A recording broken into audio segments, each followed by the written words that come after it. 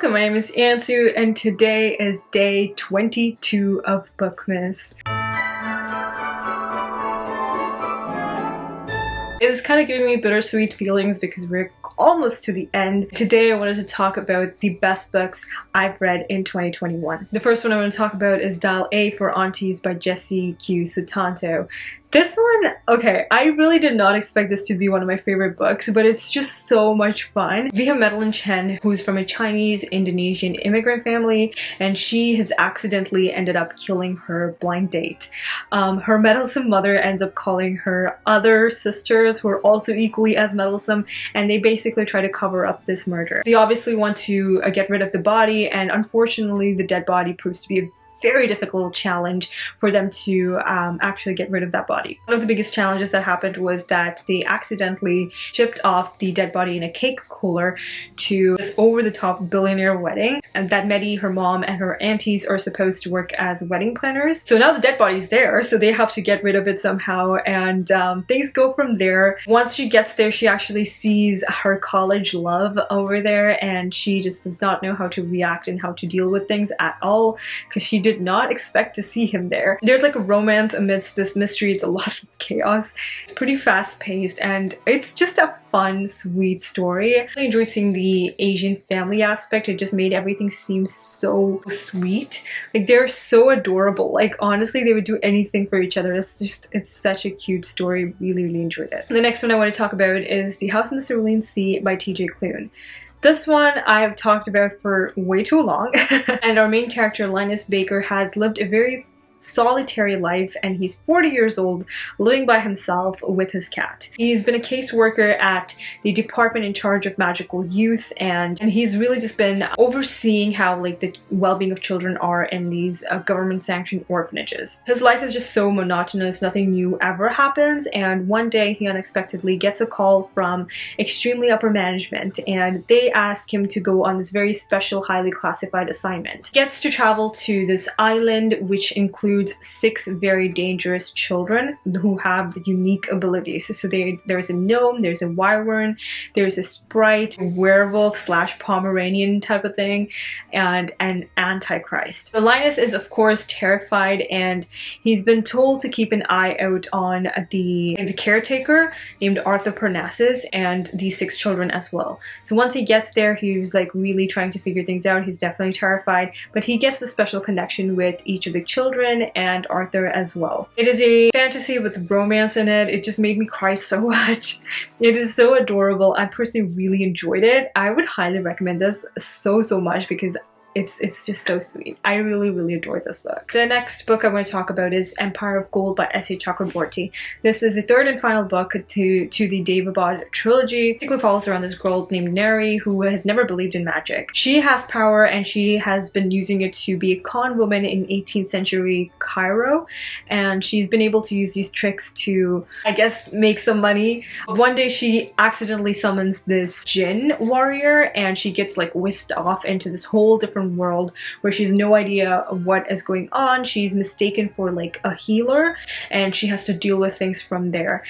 It's just a very enchanting story. It just goes through so many ups and downs, especially for Neri, and we're trying to see like what is going on, what would happen to her, all that kind of stuff.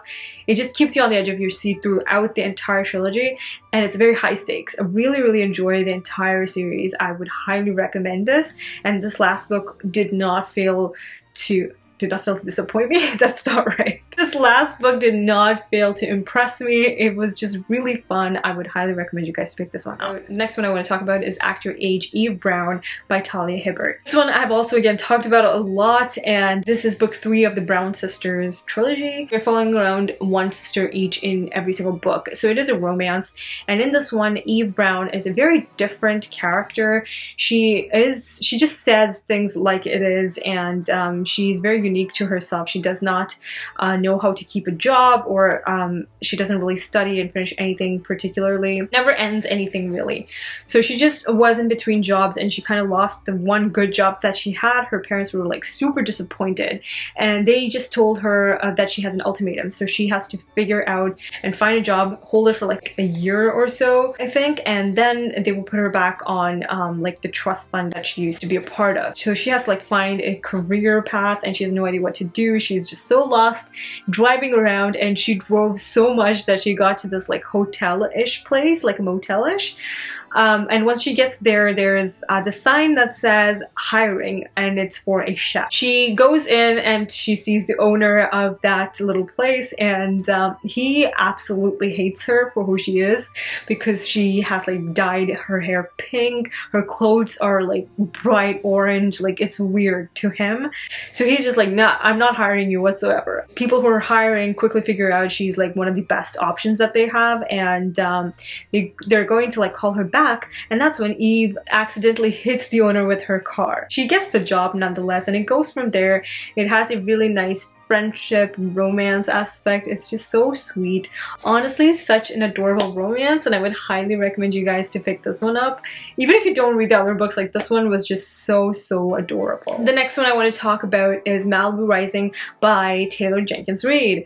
This one I think was one of my favorite books by Taylor Jenkins Reid, and this one follows around a group of siblings are born to this really famous singer named Mick Riva, I think his name was. Anyway, it is August 1983 in Malibu, and Nina Riva is throwing this annual end of summer party, and the anticipation for it is extremely high. Everyone wants to be around these famous Rivas who have been known for different things, but mainly surfing. A couple of them are like champion surfers. One is a supermodel and also a talented surfer, which is Nina. And there's like a renowned photographer, things like that, right? They're a talented bunch. They are very well known, and everyone wants to be there. Each one of them has their own difficulties. They all have some secrets that they have not really shared to the other siblings at all. And they've gone through like difficult times over the years, and we're seeing all of those things. So we're in like the past time, since they were like little kids, the time with the father, all of those things.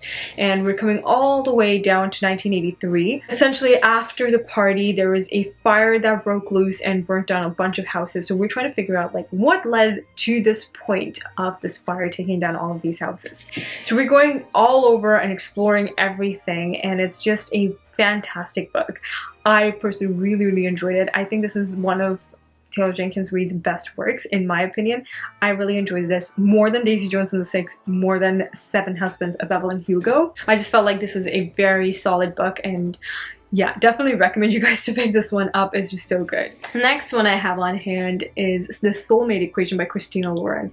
This was just such a unique premise that I really enjoyed it. So we have single mom Jess Davis, who is this data and statistics wizard, and no amount of like number crunching will make her ever go back into the dating world. And she's been raised by her grandparents all her life, and they are helping her to raise up her daughter, who is a 7-year-old, and her name is Juno. One day Jess hears about this thing called Genetically, which is a new DNA matchmaking company, and essentially takes your DNA and it puts it into the system, and it looks at all like the DNA and stuff, and it gives you a soulmate through your DNA. She goes forward with this application, I guess, and she gets this really crazy compatibility of 98% with Genetically's founder, Dr. River Pena. This is of course the same person that she's seen multiple times, and he seems like a very stubborn asshole, and that is her match. She's definitely upset, but then River really wants to give it a shot and just go on a couple of dates to see if they will like each other, because it's 98%. It has never happened previously, and people who have gotten like 94% have been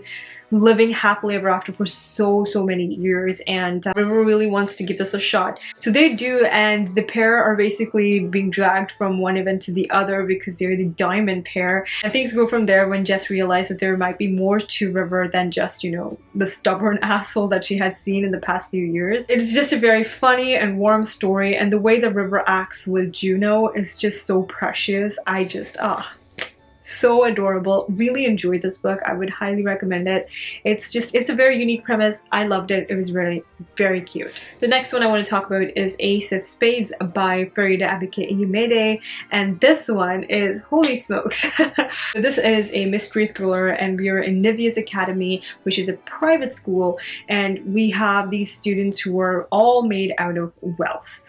They're just 2 black students in this entire school for some reason, but anyway, they're incredibly talented. We have a very talented musician named Devin who buries himself in rehearsals every single day, and he can't seem to escape the spotlight when some of his very, very private photos leak and go to the public. On the other hand, we have head girl Chiamaka, who isn't afraid to get what she wants, and soon enough people will know how she gained all of this power to reach to the spot that she has. And we realize that all these texts are being sent by this anonymous texter called Aces, and we have no idea what is going on, and it's just attacking. It seems to attack only a few students, and we don't know why it's been attacking only them. So things are definitely very difficult, and our main characters are trying to figure out what to do. They're trying to save their lives and all that kind of stuff, right? It is so incredible. It makes you sit on the edge of your seat because you have no idea what is going on. And it is set to be like a Get Out / Pretty Little Liars kind of a take, so you will definitely know like how it's gonna go to an extent, but it's just such a wonderful book. It's so good. I really loved it, especially the last chapter. It was solid. I really enjoyed this book. I would really, really recommend this, and I cannot wait to read anything else that Farida puts out because I'm super excited. The last one I want to talk about is a manga series. I know, who is she, right? Like, I've never read manga before until like last month, and it's on my favorites list, so let's talk about it. For me, it has to be Death Note. Oh my goodness, this series falls around this boy named Light Yagami, and he gets this death note from a Shinigami. Shinigamis are like a reaper of sorts. Essentially, in the death note, you can write a person's name, and if you know their face, they will end up dying with a heart attack if you do not specify how they die. Light is basically out to get all the criminals in Japan, and every single time he sees like a criminal on TV or a newspaper or something, he writes their names down and they will end up dying with a heart attack. Since so many people are dying in a similar fashion, the detectives get involved because it doesn't seem right. It seems a little fishy. So they're just like, how is this possible? This can't be happening. And this new like private investigator detective gets involved. His name is L. We have no idea who he is, and we're trying to figure out who this person is and if he will actually catch Kira or Light. Things go from there. It's just super, it feels very high stakes. Light and L are extremely smart people, so they are on like very different ends of things, but we're trying to see what is going to happen. Light slowly loses his moral to an extent because he's like almost getting caught and he's not done playing God, and there are instances where he's just like, I'm going to get a detective instead, like things like that. He's losing his morals at this point, and it's just such an interesting take. It's such a fun book. I would highly recommend you guys to pick this one up. I'm so glad I picked up a manga, to be honest. It's just wonderful. Alright you guys, those are all the books that I wanted to talk about. These were my favorite books of 2021. Also, let me know down below what your favorite books of 2021. I would really love to know. If you're new here, hi, welcome. My name is Ansu. Please don't forget to hit that subscribe button and that notification bell to be notified every single time I upload a new video. Thanks so much for watching. I will see you all next time with another one. Until then, I'll talk to you all in the comments. Bye!